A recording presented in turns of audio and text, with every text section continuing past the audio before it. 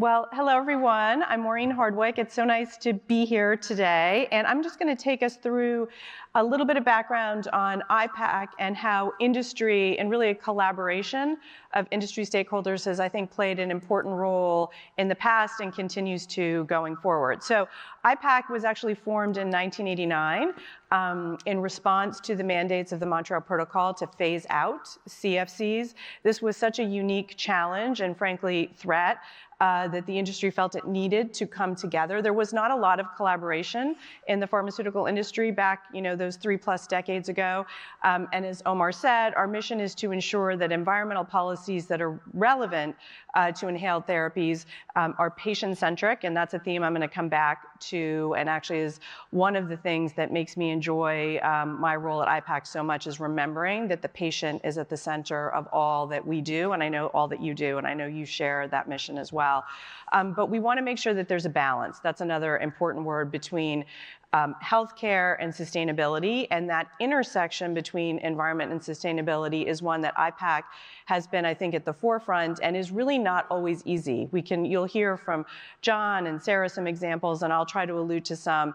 Everyone is well-meaning, but often policymakers and stakeholders, we operate in silos, so working together is something that's really important. You see our members on this screen. Many of them have been involved since the very inception of IPAC, and some of them are here in the room. We have actually our current chair of IPAC, Sarah, is also, she's wearing a couple hats today.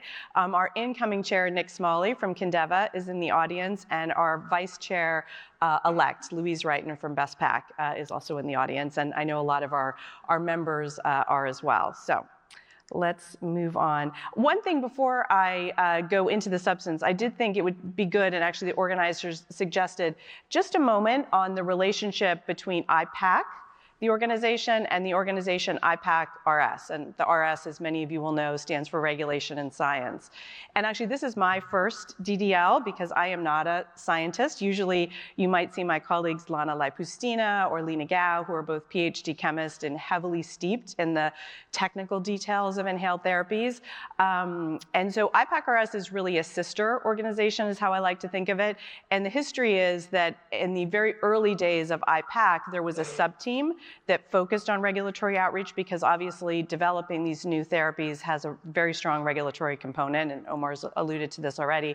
And so IPAC-RS was a small working group, but then grew out to have its own stature. And I know there were many RS members in the audience as well. So we focus as IPAC a lot on the education, advocacy, outreach, interaction with governmental authorities, particularly environmental authorities, to make sure that environmental policies make sense. And IPAC-RS focuses more on the regulatory side of things. We do work closely together. Actually, if you can envision physically in our offices in Washington, D.C., Lana sits to one side of me and Lee is on the other, so we're closely connected. And then we also, as organizations, do sometimes jointly collaborate. The most recent example is on the ECHA REACH process on PFAS. We submitted joint comments and I think brought both of our kind of gifts and talents there.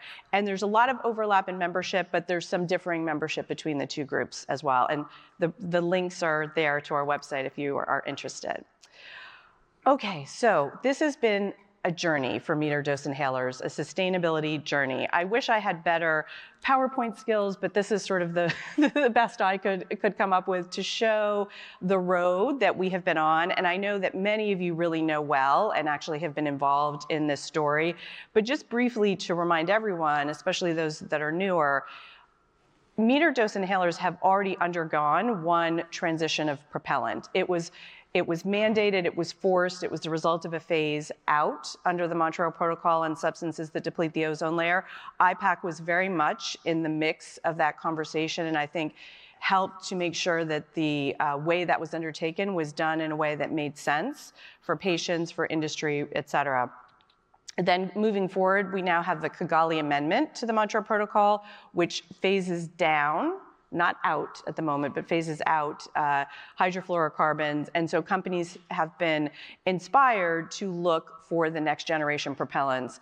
And I don't think I need to tell you all, but we often do need to tell policymakers, that is a difficult challenge. There are not a lot of propellants or chemicals that are appropriate to be propellants, especially to be inhaled into the lungs of a patient. Already, we sort of scoured the earth to find propellants to replace CFCs, and now it's even a harder challenge, but one that the industry is really meeting, and that the supplier community has also stepped up to meet. So we're looking at HFC 152A and HFO 1234ZE as the new next generation low GWP. So they will not only be good for the ozone layer, they will be good for the climate as well. And one thing to mention that is often forgotten on this journey is the CFCs were very potent global warming gases, much more so than the current HFC 134A and 227. So there was progress, and actually an international report a few years ago that won the Nobel Prize showed that the phase out of CFCs in metered dose inhalers was one of the best things that that industry could do for the global climate. So we have made climate change progress as well, but we have more to do. And we also have other considerations to think about. PFAS is a word or a phrase I know that you all in the room know well.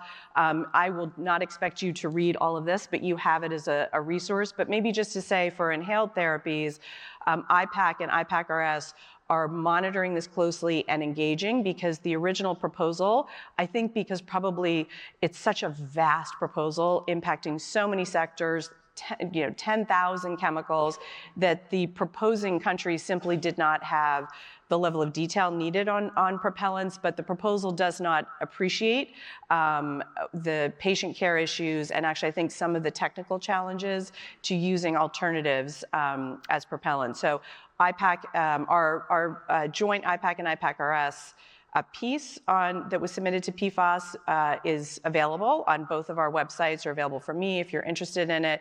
And IPAC is kind of driving the advocacy and outreach. This is not a fast-moving process, and it will be a very deliberate process in the end.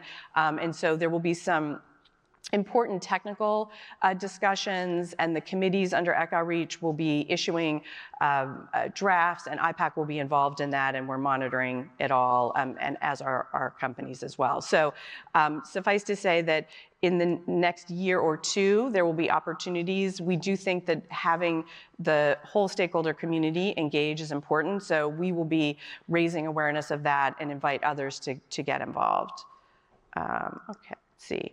So just quickly, and you'll hear more from Sarah and John too, but I've referenced already, this is a multifaceted, complex undertaking. I think from IPAC, we've had a lot of discussion, and based on our deep experience and lessons learned from the CFC MDI transition, we believe very strongly that both propellants, 152A, HFC 152A, and HFO 1234Z, they must remain both as options for patients and for the metered dose inhaler. The technical and performance characteristics of each are different.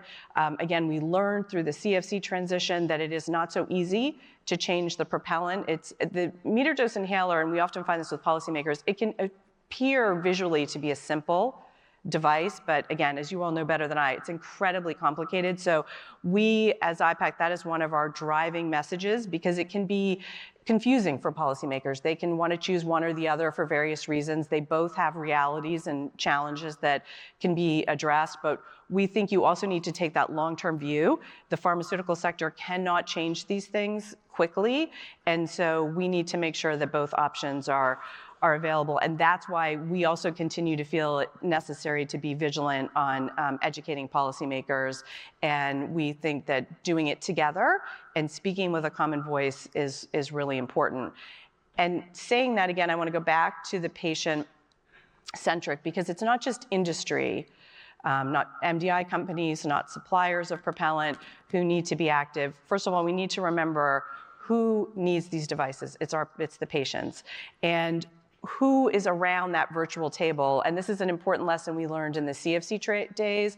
IPAC did a really, I think, important job of convening health regulators, environmental policymakers, patient advocates, clinicians, and all of the other agencies that need to talk to each other and do not always talk to each other effectively. And so we think that this is such an important part of why the CFC-MDI transition was ultimately seamless and successful for patients, and why a future transition, and there are differences this time that I won't belabor now, but again, bringing everyone together is really important. And in fact, we've seen it even quite recently. The European Union adopted a fluorinated gas regulation that you'll hear a little bit about today. The environment and health issues, there's a labeling requirement that some of you in the audience may be aware of. It's something that as IPAC, we have worked almost this entire year to address.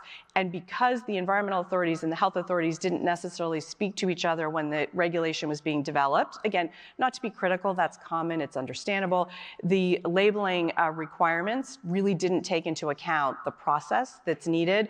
And so just getting people to speak to each other, to understand that, is why we believe a multi-stakeholder approach is, it was important in the past, and it continues to be important.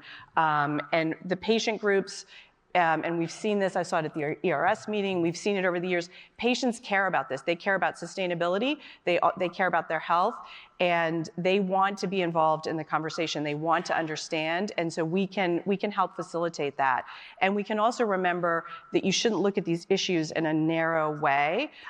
You have to take a holistic approach. It's not just about a propellant, it's not about this, it's about how is the patient's asthma or COPD being treated. And in fact, there's some wonderful literature out there that shows that the greenest patient, the one who is really the best for the environment and the most sustainable, is the patient whose asthma or other respiratory illness is well controlled. And so again, that's something that you all share. So if we can focus on that, then we can be successful for the future. So I hope I haven't used too much time. I'm gonna end there. And we have our contact information. Be in touch. I hope to see you all in the sidelines of the meeting. Oh, Sarah.